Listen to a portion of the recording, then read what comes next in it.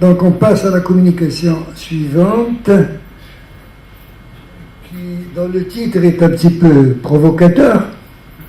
N'est-ce pas, notre éminent chirurgien, c'est notre éminent chirurgien qui va traiter ce sujet.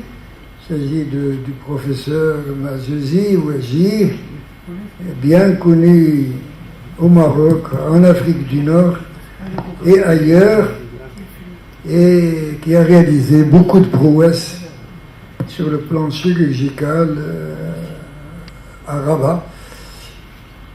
Et donc, je lui laisse la parole pour parler d'un sujet qui, finalement, doit l'intéresser lui aussi, doit l'intéresser aussi. Sans aller jusqu'à crever, on peut marcher, ça c'est sûr. Et je sais que vous faites partie des marcheurs que je ne vois plus d'ailleurs, parce que moi aussi je marche. Alors, qu'est-ce que vous faites en ce moment-là? Vous courez? On fréquente les mêmes sentiers peut-être. Permettez, Monsieur le Président, Madame la Présidente, de jeter un petit pavé dans la mer, dans la mare, en disant qu'on doit confier la prévention à l'armée. L'armée des médecins que nous sommes, et dont nous oublions la responsabilité majeure, c'est l'éducation. Et pourtant, la prévention fait partie, elle est en train de devenir désuète, elle fait partie de notre histoire de la médecine. Elle est ancienne. Et pourtant, elle est ancienne encore plus loin, dans la mythologie grecque, où Esculape, Asclépios, avait deux filles, Panacea, déesse de la médecine curative, et qui a donné Panacée, et Igéa, déesse de la médecine préventive, dans la mythologie bien sûr, et qui a donné le mot français hygiène de vie. Alors il est un moyen thérapeutique assez pratique, assez simple, et dont dépend malheureusement le pronostic vital. Donc je reprends ce que n'a pas dit M. Arabi, je me tiens bien, le pronostic vital de bon nombre de nos patients. C'est vraiment... Et le non-recours à un peu comme dans le film de Stephen, le célèbre film de Stephen King, Marche ou crève, et dans le non-recours, et où ou bien alors l'oubli de l'hygiène, l'observance de cette hygiène, eh bien, peut nous transformer ou transformer notre activité en une activité à très haut risque.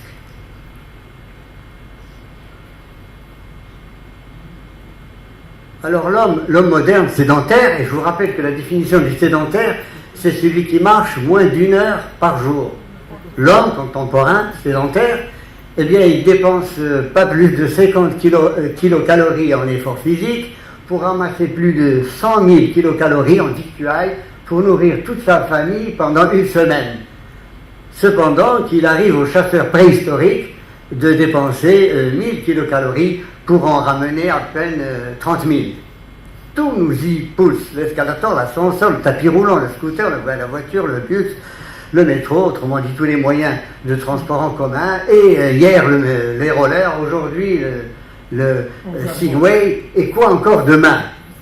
En France, l'Institut national de prévention et d'éducation sanitaire, membre de la filiale citée par le professeur Arabi, eh bien, estime que 20 à 50% de la population pratique un niveau d'activité physique inférieur au seuil de 30 minutes de marche rapide par jour, qui est considéré par l'OMS comme le seuil minimum nécessaire au maintien d'un bon état de santé. Cependant que les USA eh bien, déclarent plus de 10% des morts comme étant attribuables à la sédentarité.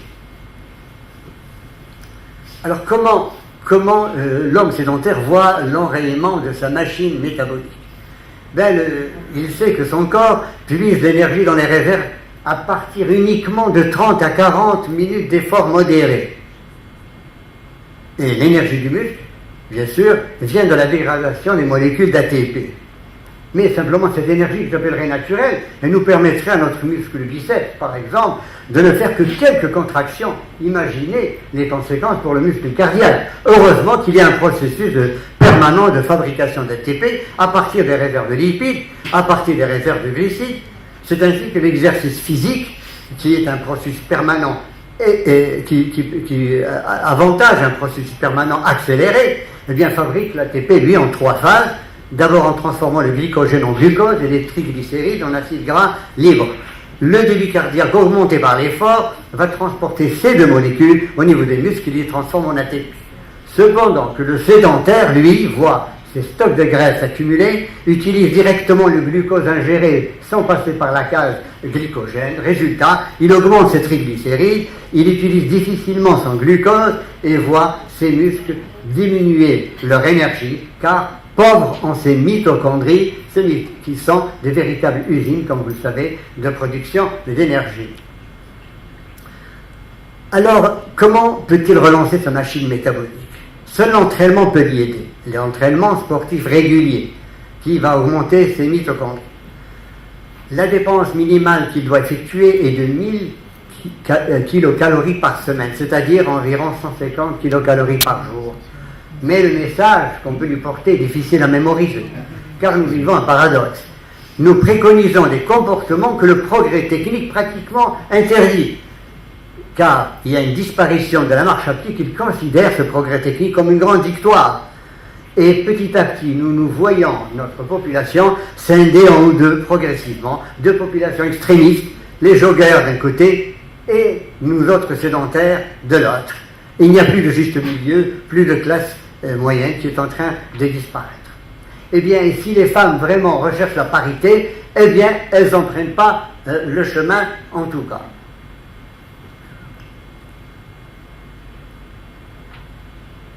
Alors, il y a péril en la demeure, car les statistiques françaises font état de 5,3 millions d'adultes obèses dans ce pays, avec augmentation de 5% par an. Les maladies cardiovasculaires occasionnent 32% des décès en France. Les cancers, bien sûr, il faut parler de cancers également, malheureusement, du côlon, du sein, de l'endomètre, eh bien 35 000 cas par an pour le premier, 40 000 par an pour le deuxième. Le diabète de type 2, 4 millions de personnes atteintes en France, occasionnant 35 000 victimes par an. Quant à l'Alzheimer, il touche, dans la population des plus de 65 ans, 80 000 personnes. Au Maroc, eh bien, notre pays n'est pas en reste, et il est considéré comme un pays à haut risque cardiovasculaire. L'hypertension artérielle touche 33 à 41% des gens, dont 13% sont associés à un diabète. Le surpoids, 13 à 42%, selon que les statistiques soient marocaines ou provenant de l'OMS, dont 50% sont accompagnés d'HTA. L'obésité, 16,5%, donc 58% associés à une hypertension. Le diabète, 6,6%, donc 65% associés à l'hypertension, donc dans 2 millions, totalisant le chiffre de 2 millions chez les plus de 20 ans. Et enfin la dyslipidémie, 30% des habitants. Au point que est né un certain type d'assurance, l'assurance au comportement. Et la filiale française de l'italienne Generali, eh bien, a mis au point un programme Vitality qui offre une option pour la complémentaire de santé. Un bilan de santé en ligne est fait, mode de vie, port de dispositifs embarqués comme le podomètre, émet des scores et des recommandations, et avec des orientations éventuelles vers des partenaires pour lutter contre, par exemple, une intoxication tabagique ou celle alcoolique. Si les objectifs fixés sont atteints, eh bien, il y a une réduction chez les partenaires commerciaux qui sont obtenus, dans les avantages commerciaux uniquement, car il est interdit de produire le service réduction sur prime d'assurance, ce qui est autorisé en Allemagne, ce qui est autorisé aux USA également, avec bien plus, même des versements de cash parfois aux clients. Alors on a parlé du maître d'ouvrage, parlons maintenant du maître d'œuvre, le pied. Eh bien, ce pied que Léonard de Vinci a qualifié de chef-d'œuvre, de la technologie, de véritable œuvre d'art. Le pied avec ses 26 os et plus de 10 muscles. Ce pied qui parcourt 120 000 kilomètres par an, donc 3 fois le tour, pendant une vie, pardon, 3 fois le tour du monde dans une vie que l'on passe 60% du temps debout. Ce pied qui est sollicité jusqu'à 4 fois jusqu'à 4 fois notre poids du corps lors des efforts physiques, notamment à la phase 2, celle de la mise sur pied ou la mise à pied totale de l'organe.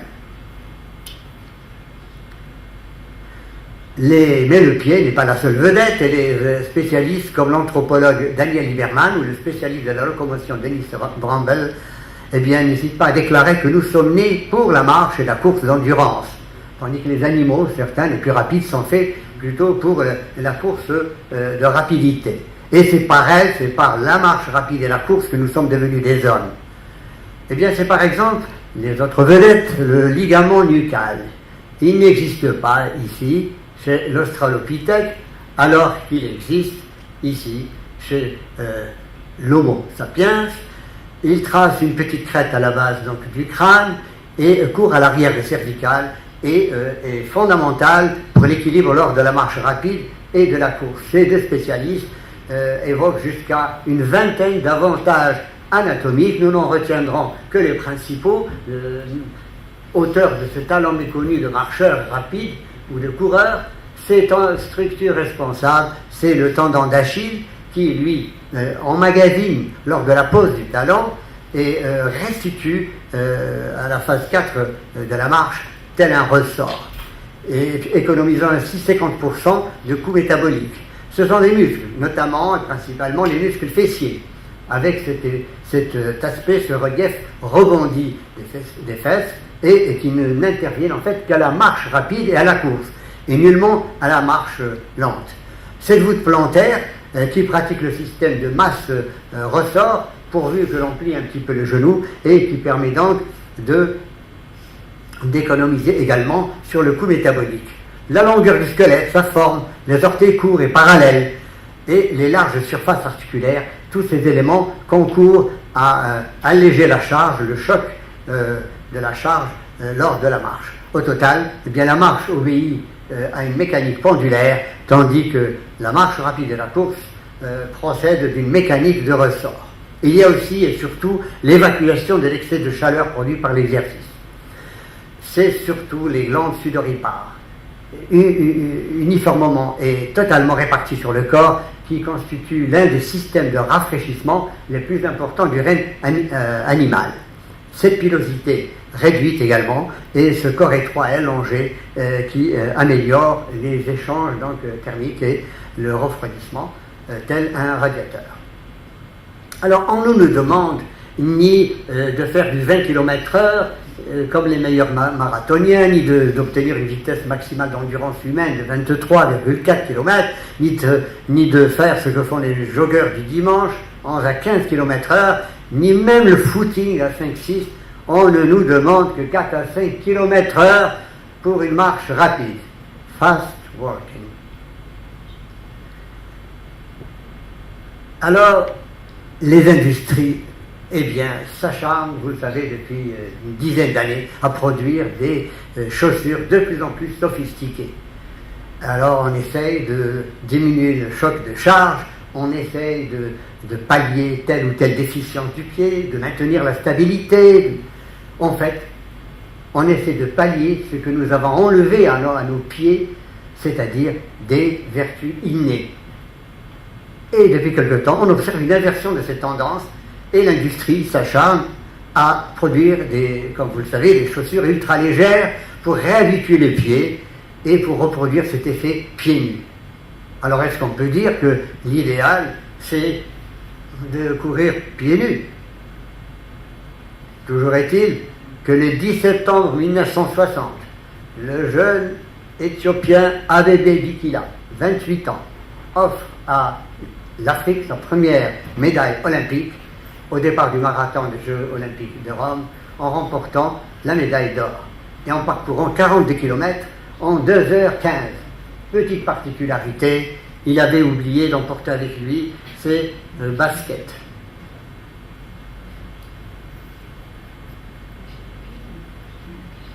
Et bien sûr, comme vous l'avez dit tout à l'heure, les savants se sont acharnés à essayer d'étudier les génotypes particuliers, notamment par exemple du pays voisin, le Kenya, dans la petite tribu des Kalenjins, produit les 3/4 des athlètes qui concourent aux Jeux olympiques. Ils n'ont pas trouvé grand-chose, ils ont beaucoup étudié les deux grands types de fibres musculaires dont sont dotés nos muscles. Ce sont des fibres rapides qui sont faites pour les efforts courts et intenses, et les fibres lentes que vous voyez ici, en plus colorées en rouge, qui contiennent plus de myoglobine et qui sont destinées aux efforts lents.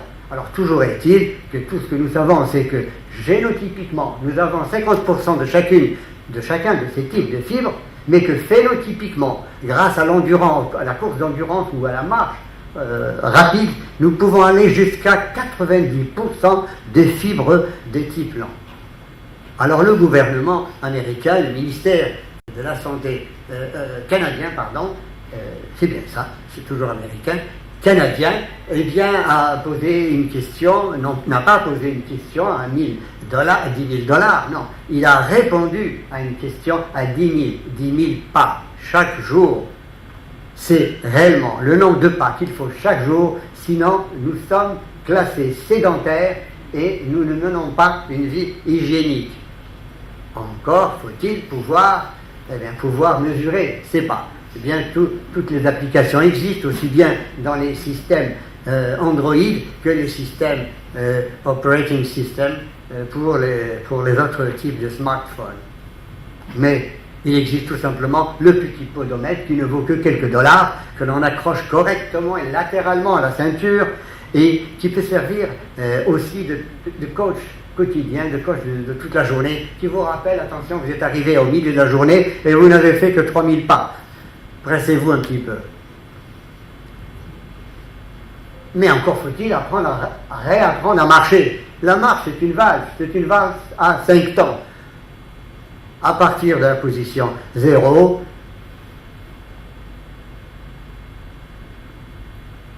rentrez le ventre, redressez le buste, j'ai bien dit le buste, serrez les fesses, au sens littéral du mot, et attaquez le sol avec le talon.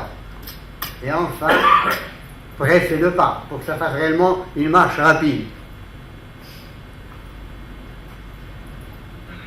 Eh bien, pour l'escalier, c'est la même chose, mais n'oubliez pas, en descendant l'escalier, de relever le genou presque à angle droit. Là, vous avez déjà fait votre gymnastique au moins à 10% si vous n'utilisez à 10 minutes par jour, si vous n'utilisez pas les ascenseurs. Alors pourquoi ? Pourquoi ? Eh bien parce que l'anatomiste Lejar, eh bien, a décrit une semelle plantaire. Cette semelle plantaire, c'est un acide veineux extrêmement riche et son application par le talon d'abord et un déroulé correct du pied, eh bien, permet une chasse de ce réservoir veineux dans le mollet. C'est l'étape la plus importante du cycle cardiaque. Il procède à une participation de la révolution cardiaque et des muscles et du travail cardiaque à hauteur donc de 2 à 5% de la pompe cardiaque. Et de là découle bien sûr le traitement que vous, cardiologues, vous imposez lors d'une insuffisance cardiaque à vos patients. Alors, que peut-on faire pour l'artéritique cette fois-ci, qui n'est plus un homme sain ? La rééducation par la marche rapide fait partie intégrante de l'arsenal thérapeutique, au même titre que la médication ou la revascularisation, avec ces 3 objectifs: adaptation du métabolisme énergétique, avec stimulation des enzymes de la glycolyse aérobie, inhibition de celle anaérobie, ce qui fait qu'un même débit circulatoire et à même quantité d'oxygène apporté par la circulation, eh bien, il y a une augmentation de la capacité d'extraction de l'oxygène.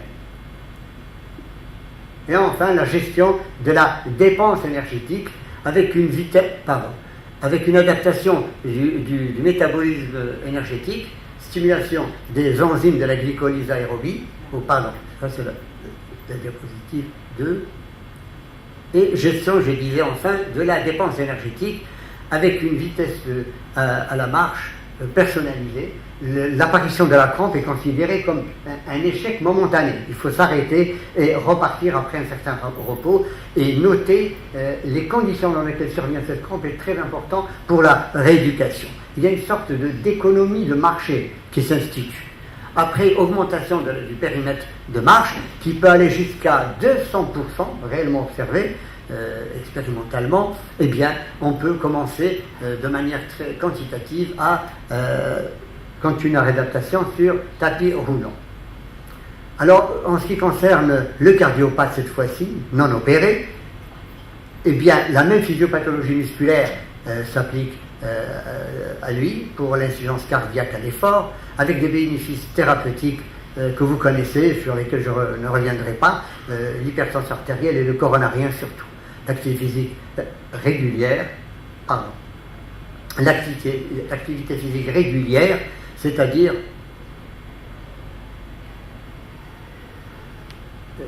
30 minutes à 50% de la VO2 max, eh bien, diminue autant la tension artérielle que certains traitements ou certains régimes sans sel, à condition de, bien sûr, vérifier l'apparition la présence de l'hypertrophie, du degré d'hypertrophie ventriculaire gauche, de lésions au fond d'œil et de l'institution de diurétique. Pour le coronarien, dès qu'il passe en post-pontage ou en post-période d'infarctus du myocarde, une réadaptation de 30 minutes de footing 3 fois par semaine ou de 45 minutes de vélo ou 40 minutes de natation permet une amélioration de 25% du pronostic pour peu que cette réadaptation soit effectuée quotidiennement.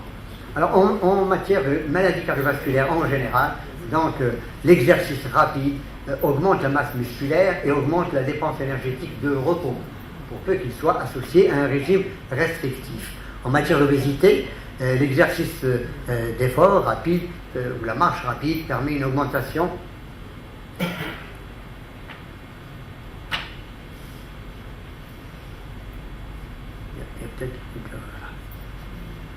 en matière de côlon, de cancer du côlon et du sein et d'endomètre, eh bien, il y a une diminution de 60% d'incidence pour le premier grâce à une augmentation du transit intestinal et une diminution de l'activité androgène pour les deux derniers. En ce qui concerne le diabète 2, et permettez-moi de m'attarder un peu plus sur le diabète 2, il est vraiment intéressant du point de vue prévention de s'y attarder. L'exercice rapide augmente la sensibilité à l'insuline. Le glucose est plus facilement dégradé et utilisé, au point qu'il y a une relation linéaire pratiquement entre le niveau de dépense énergétique et la prévention. Nous savons que dans le diabète 1, il s'agit d'une production suffisante d'insuline, mais nulle d'insuline ou d'insuline donc non produite ou peu produite, donc peu de glucose passe dans le courant sanguin, mais passe normalement dans le courant sanguin, mais peu passe au niveau des muscles. Tandis que dans le diabète de type 1, eh bien le pancréas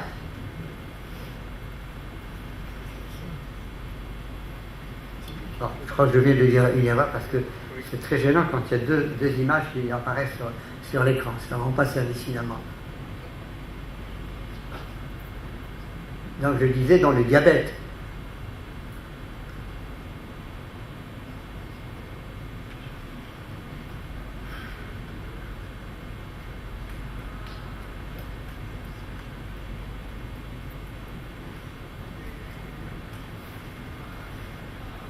Donc, dans le diabète de type 1, nous savons qu'il n'y a pas d'insuline ou très peu d'insuline. Donc, pratiquement, il y a peu de glucose qui passe dans les cellules musculaires. Tandis que dans le diabète de type 2, eh bien, il y a suffisamment d'insuline qui est produite, mais l'organisme résiste à ses effets. Or, il y a pratiquement 3/4 des diabétiques qui sont des diabétiques non insulinodépendants. Alors, il serait important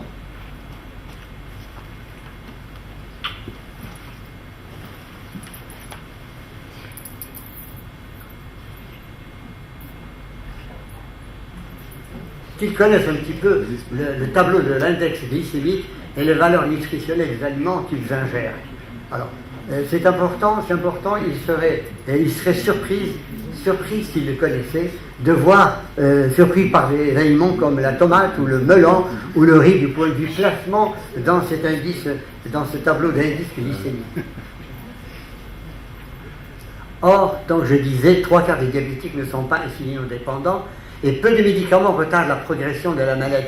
Donc il est important pour eux de changer les habitudes de vie par l'alimentation, comme nous le voyons, et par l'activité physique surtout. Il est très, très réconfortant d'entendre les participants à des séminaires en France, coachés par des associations, déclarer: lorsque je suis en hyperglycémie, je fais du vélo ou un tour de mon quartier. Ou alors, le jour où je ne fais rien, je dois augmenter ma dose d'insuline. Ou alors, si je fais une hypoglycémie, c'est 3 sucres exactement que je prends. Alors, ils sont aidés par cela, par bien sûr la technologie qui miniaturise de plus en plus les pompes insulines, mais surtout par le développement des dispositifs de mesure qui permettent un suivi en temps réel et en continu de la glycémie, offrant ainsi une méthode plus proactive et efficace de contrôle.